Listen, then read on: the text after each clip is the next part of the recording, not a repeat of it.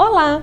Apelidos, puxões de cabelo e xingamentos são comportamentos tidos pelas crianças e adolescentes na escola como simples brincadeiras, mas que, na verdade, são agressões conhecidas como bullying, que tem sido bastante abordado nas escolas.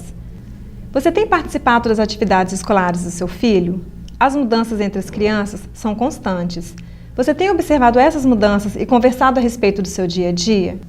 Para falar sobre a importância do diálogo entre pais e filhos e sobre as agressões conhecidas como bullying, vamos conversar com a psicopedagoga Maria José Cerutti. Olá, Maria José. Tudo bem? Tudo jóia. Seja bem-vinda ao Mídia. Obrigada.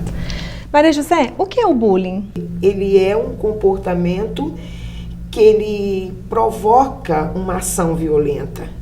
Mesmo quando não tem um ato físico de violência, mas ele tem um ato psicológico, né, envolvendo violência, porque agride a pessoa que é perseguida, no caso, que sofre o bullying. Maria José, e quais as ações que podem ser compreendidas como atos de bullying? São vários. Vai desde a agressão física, como eu já coloquei, como também aquela discriminação que a pessoa faz em relação a outras, às vezes com risinhos, com menosprezos, com isolamento da pessoa de uma determinada atividade. Isso na escola, por exemplo, você observa muito dentro da sala de aula, quando senta um grupinho numa determinada parte da sala e um outro colega vai apresentar, por exemplo, uma atividade, aí eles ficam olhando para o outro, rindo, olha para a pessoa, cochicha, e são atos assim que eles aparentemente não têm nada de violência. E o que exatamente diferencia o bullying de uma agressão física, de uma violência? Porque a agressão física violenta, no caso, né, que ocorre às vezes na hora de um intervalo, numa ação qualquer dentro da sala de aula, no pátio, em qualquer lugar, é porque são reações momentâneas. Então alguém passou, brigou com o outro, esbarrou, aí o outro xinga e ele reage no momento que estão nervosos, então provoca a ação, são ações isoladas. Mas o bullying não. O bullying ele tem uma sequência de atividades, de ações que a pessoa vai sentindo. Então ela vai percebendo que ela está sendo como se fosse perseguida, alvo de uma perseguição, alvo de uma discriminação. Por exemplo, quando ela quer entrar no grupo, ela não é aceita, tudo que ela faz é criticado. E isso vai numa sequência que vai isolando, como se fosse descartando a pessoa, colocando a pessoa numa situação de ridicularização. Existe alguma idade em específico em que acontecem mais esses fatos como bullying? Olha, ele é mais forte na adolescência, né? Quando por volta de 11, 12 anos, ele é mais forte. Mas como eu já trabalhei em educação infantil, às vezes lá na educação infantil, com 3, 4 anos, não digo tanto 3, 4 é menos, mas com 5 anos você já observa essas ações acontecerem, tá? Maria José, a mídia em geral, ela tem chamado a atenção para esse tipo de problema? Olha, eu acho que a mídia está fazendo um papel muito importante nesse movimento, de alertar os pais e alertar as escolas para prevenir ou para procurar corrigir esse comportamento. O foco que a mídia está dando vai fazer com que as pessoas se atentem mais para isso e procure, às vezes, aliviar muitos problemas que essas crianças sofrem e que a gente poderia remediar e que foi causa de muitas crianças abandonarem a escola, terem sucesso na sala de aula, sabe, terem insucesso na aprendizagem e que não estava sendo revisto isto como causa. Você acha que isso também parte pela falta de informação aos pais? Da escola tá interagindo com os pais para estar falando sobre esse assunto? Uma vez que, como você mesmo disse, os pais falam, se você apanhar na escola, em casa você apanha. A gente pode estar observando que isso realmente acontece. Você acha que isso pode ser falta de informação? A informação, até bem pouco tempo, faltava às escolas e faltava os pais, logicamente. As escolas começaram a ser mais alertadas agora há bem pouco tempo. Isso, o problema está sendo tratado como bullying e está mostrando a relevância dele nesse contexto há bem pouco tempo. Então, faltava muita informação às escolas, como ainda falta para muitas escolas, ainda faltam essas informações. Até no sentido de como prevenir, sabe? Eu acho que as escolas precisam estar mais atentas no momento que começa o bullying. Então, o professor observar na sala de aula certos movimentos de grupos em relação a outro e em relação a outros grupos, movimentos dentro da escola, movimentos no pátio. Então, a escola tem que estar olhando isso e chamar, por exemplo, tanto aquele que comete quanto aquele que sofre o bullying. Aí, à medida que isso acontece, chamar os pais. E outra coisa, nas reuniões pedagógicas também, nas reuniões de pais, isso tem que ser tratado com seriedade e tem que ser tratado como um fato que não compete só à escola, mas também à família, porque muitas vezes os filhos chegam em casa contando brincadeiras feitas com os colegas, né? E os pais observam e acham graça. E não sabem o mal que está acontecendo a outra criança que está sofrendo, né, essa ação. Pode-se considerar que crianças e adolescentes agressivos, eles se tornarão adultos também agressivos assim? Geralmente na infância e na adolescência, na infância começa a estruturação da personalidade, né? E ela se concretiza, ela ganha força, vamos dizer, ela ganha toda a performance dela realmente na adolescência. Então, onde se completa, né? Aí, resultado, quando a criança desenvolve um comportamento como este, ela tem um problema muito sério de ética, de relacionamento pessoal, sabe? Às vezes, pessoas que não sabem o seu limite, não sabem ter um comportamento de inter-relação, né, com as pessoas. Então, isso automaticamente ele vai levar para a vida toda. Acompanhe agora uma entrevista realizada por Clarice Sgaria em uma escola pública de Vitória com o pedagogo Luciano Gonçalves. Olá, Ana Cláudia. Estou aqui na UMF, professora Regina Maria da Silva, para falar sobre bullying com o pedagogo Luciano. Olá, Luciano. Olá. Como abordar a respeito do bullying com os alunos? Eu acredito que através de uma orientação psicossocial, né? A escola ela pode trabalhar o assunto a partir dos seus conteúdos pedagógicos. A gente pode trabalhar através de projetos, de teatro também, tá entendendo?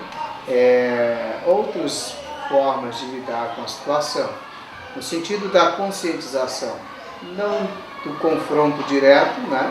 Mas da conscientização daquele comportamento antissocial. Quando os alunos, os agressores, podem ser encaminhados para outros profissionais?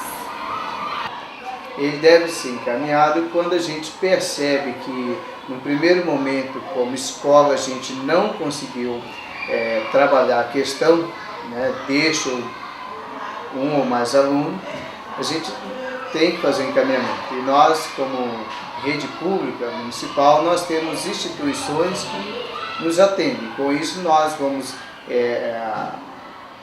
trazer a família até aqui, trabalhar com a família a necessidade do encaminhamento a algum profissional da área psicológica ou outro tipo de profissional. Luciano, o trote universitário pode ser considerado um bullying?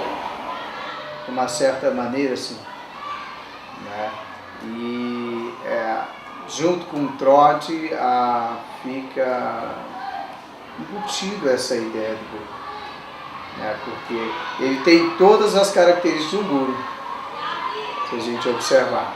A agressividade, a falta de respeito, aquela postura arrogante, de hierárquica, porque ele está no início, né? Vamos subjugá-lo, mostrar que a gente é superior, né? Dependendo de onde o elemento vem, ele sofre sim. Luciano, a escola deve denunciar os casos? Depende, se o caso for extrapolar a sua competência, até por uma questão de satisfação à família, a gente tem que encaminhar as instituições. Claro que, por exemplo, depende da faixa etária, a gente faz os encaminhamentos. Até os 12 anos, o menino está inteiramente amparado pelo Conselho Tutelar. Né? A partir dessa idade, ainda que a gente comunique ao Conselho Tutelar, o Conselho fará o encaminhamento para o juizado de menores. Então a gente tem que fazer esse encaminhamento se o caso chegar ao extremo.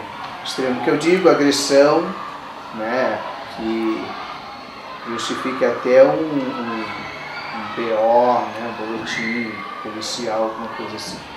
Luciano, a UNID agradece essa entrevista. A gente também fica grato por fazer parte dessa discussão, que é muito significativa, né, no tempo que a gente está vivendo na escola. Ana, é com você. O mídia vai para um breve intervalo e volta já.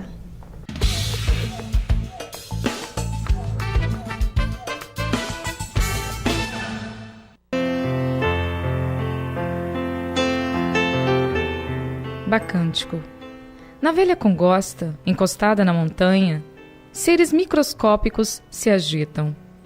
Pés aparecem, a cabeça estanca. Estranha ideia. Diamantes polidos a rasgar. O lençol se encurta, a cama se estreita. Está sobrando corpo na periferia.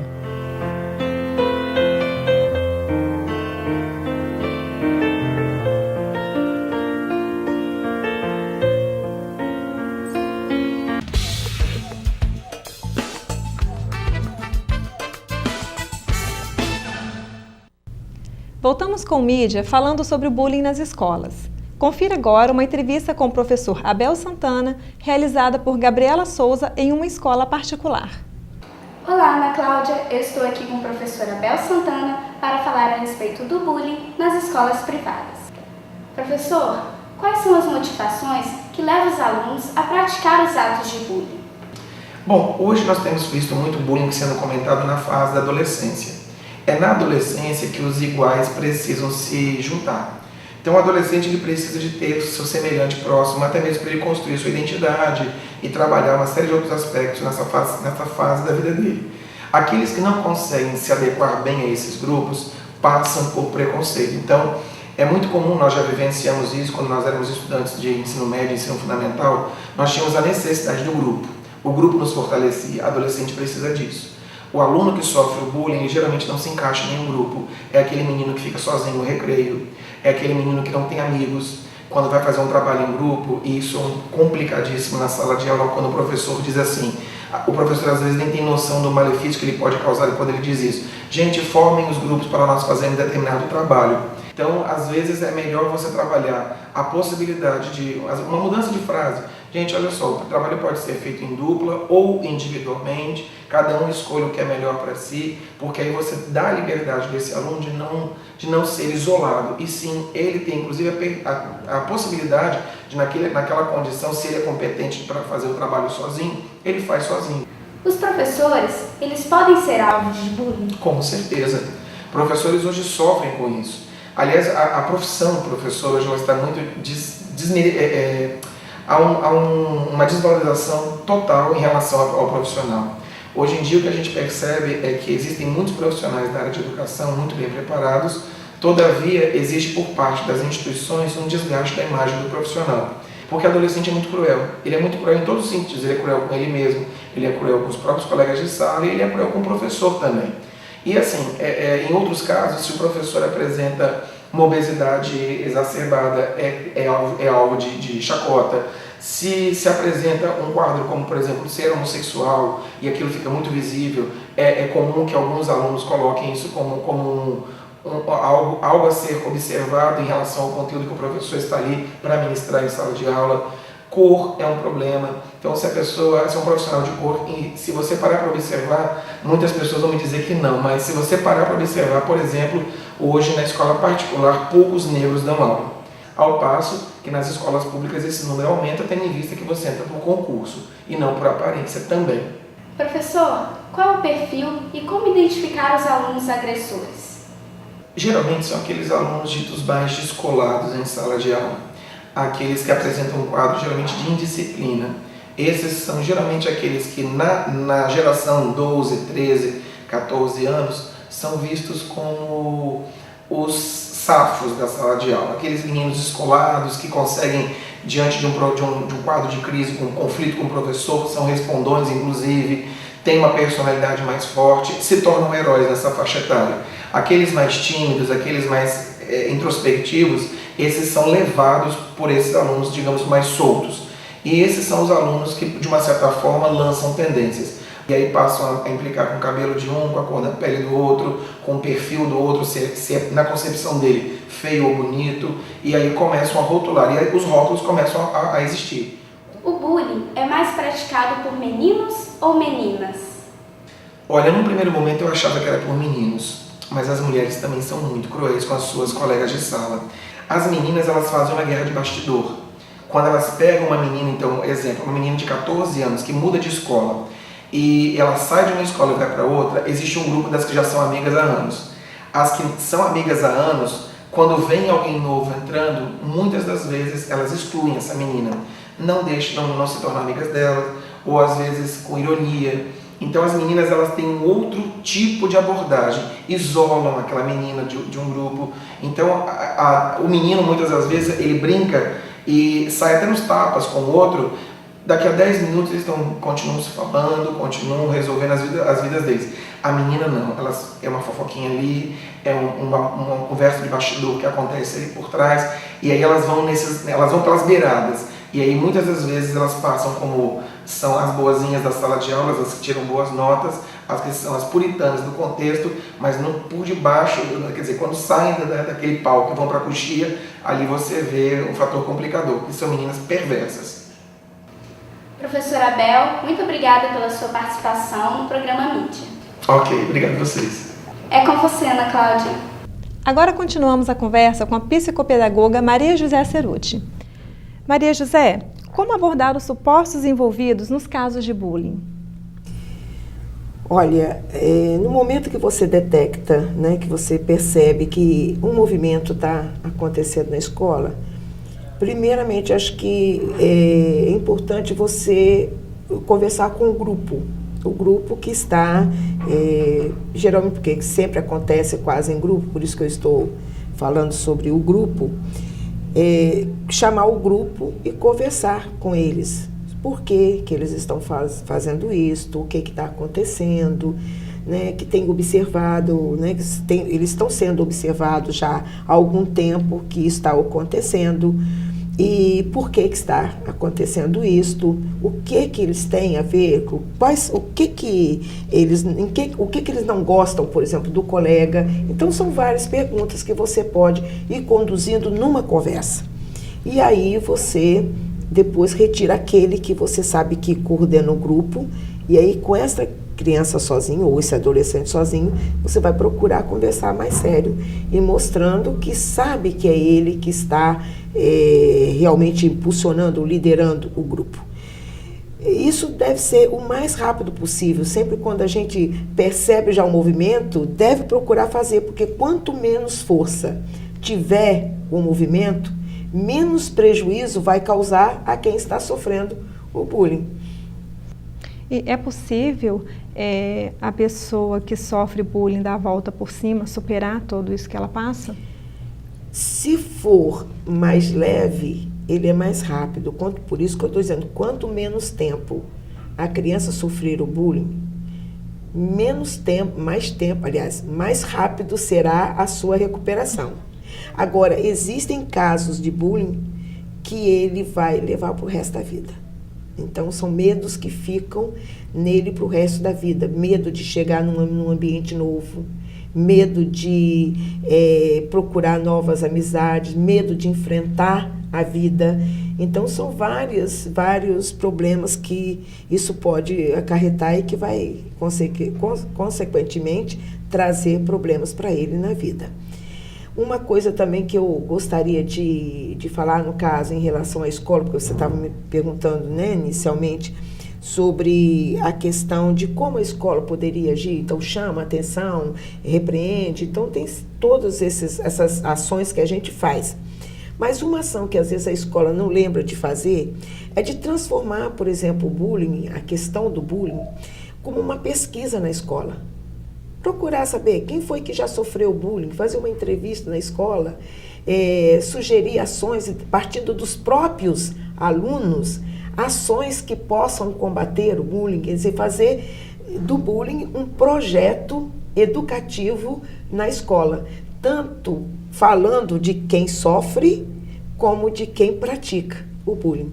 Você entendeu? Então, acho que isso seria alguns caminhos que a escola poderia começar a procurar, e movimentando os próprios alunos para reverterem esse quadro dentro da própria escola. É interessante que com isso a escola pode trabalhar também junto com a comunidade. Exatamente, pode fazer uma pesquisa de campo com os alunos, sabe? Pode levar isso até para empresas, por exemplo, eles podem pesquisar dentro da escola e nas empresas se acontece, porque nas empresas também acontece. Maria José, como que a família pode ajudar na recuperação de um filho que tenha sofrido caso de bullying? Primeiro, ele tem que acompanhar desde o momento que começa a perceber mudança de comportamento. Então, do mais leve que seja. Começou a perceber que o menino tem muita dor de cabeça, começa a se resguardar, se trancar um pouco, se recusar em sair com colegas, ter problemas, por exemplo, gástrico, se queixar de indisposição, às vezes ficar muito tempo trancado e não consegue dormir cedo. Então, quando começa a perceber esse tipo de comportamento, já ficar alerta e procurar saber por quê. Primeiro, observe bem, para ver se aquilo dali é uma constância, né? Porque pode acontecer de uma eventualidade qualquer, uma briguinha com namoradinha, né? Ou com o próprio grupo, vem causar esse problema. Mas observar se isso começa a ser permanente. Então, se vem acontecendo e se ele não gosta de falar, então você pergunta e ele fala, não foi nada não, deixa isso para lá. E aí você pergunta outra vez, não, deixa isso para lá, não se mete nisso não. Né? Então, quando você começa a perceber isso, você deve começar a ficar alerta e procurar saber na escola se está acontecendo alguma coisa, sabe? Observar, por exemplo, quando os colegas vêm, ou então se ele volta da escola, se vem sozinho, se vem acompanhado. Procura saber como é que é o comportamento dele na sala de aula, como é que é o comportamento dele ou dela, né? No pátio, na escola, se ele participa das atividades na escola, como participa, sabe? Quais são os resultados da sua aprendizagem. Então, são várias coisas que podem, não é uma coisa apenas, não é um comportamento apenas que vai mostrar isso, mas é uma sequência de fatos que vão acontecendo e que os pais precisam estar atentos. Então, percebendo isso, tem que procurar a escola e procurar saber isso. O que é que está acontecendo? E procura a escola, então, para conversar. E dizer, olha, está acontecendo alguma coisa, né? Vamos procurar junto, preciso saber. E se for constatado bullying, é bom, conforme o nível que a pessoa está, como continua isolado, tem dificuldade de procurar amizade, às vezes é conveniente que troque de escola, às vezes é conveniente que procure um psicólogo, sabe, para conversar, porque os prejuízos, tanto comportamentais quanto para a aprendizagem, são bem sérios. E o que pode ser feito para ser diminuído esses casos de bullying? No geral, assim. Não, os pais, eles precisam estar sempre atentos aos filhos. Então, estar sempre também conversando com a escola. Então, essa é uma das coisas, acho que a relação família-escola é uma ação que tem que ser permanente. A outra questão, tanto a família quanto a escola tem que aprender a observar melhor, né, a escola, seus alunos, e a família, os seus filhos. Observar mais, conhecer mais, sabe? Conversar mais, olhando olho no olho, estar mais atento nas conversas que tem, né? Nos diálogos que mantém em várias horas, prestar atenção quando eles estão com os amigos. E a escola, prestar atenção nos grupos, sabe? Em grupinhos que se formam para fazer brincadeiras indevidas com os colegas, que às vezes pode parecer uma simples brincadeira, não é. Procurar estar movimentando mais ações, no caso da escola, trabalhar mais valores como solidariedade, ética, né, companheirismo, grupos, trabalhar com amizade, responsabilidade. Então, são atitudes que eles podem trabalhar por meio de projetos, por meio de ações, por formação de grupos, por exemplo, culturais na escola. Uma escola tem que oferecer para o aluno um ambiente que seja um ambiente atrativo, onde ele pode estar não só estudando, mas também aprendendo por meio de outras formas de aprender, como, por exemplo, criando grupos de dança, de teatro, de bandas, de esporte, por exemplo, né, são os times, são campeonatos que a escola tem que fazer, a escola tem que ser movimentada. Porque quanto mais você ocupa o jovem, né, ou a criança com atividades sadias, menos eles vão se envolver com atividades perniciosas. Então, isto que é importante. O meio da escola, né, o ambiente da escola tem que ser um ambiente movimentado para o bem. Então, por exemplo, jornais, né, jornalzinho, o teatro é muito bom, então a escola pode criar de vez em quando um momento de apresentações, por exemplo, onde os alunos vão manifestar suas capacidades, as suas tendências artísticas, né? Então, tudo isto favorece um movimento ao contrário. Então, os alunos vão estar se reunindo para quê? Para estar montando teatro, para estar trabalhando com o jornalzinho, com a rádio escola, né, com o esporte. Então, isso que é importante. Eu acho que a escola precisa se preocupar mais com isso e estar olhando mais cuidadosamente para esses alunos e não deixar que esses grupos aconteçam, esses grupos fechados e que trabalham nesse movimento. Porque outra coisa que a gente precisa ver é que, principalmente na adolescência, o menino precisa de autoafirmação.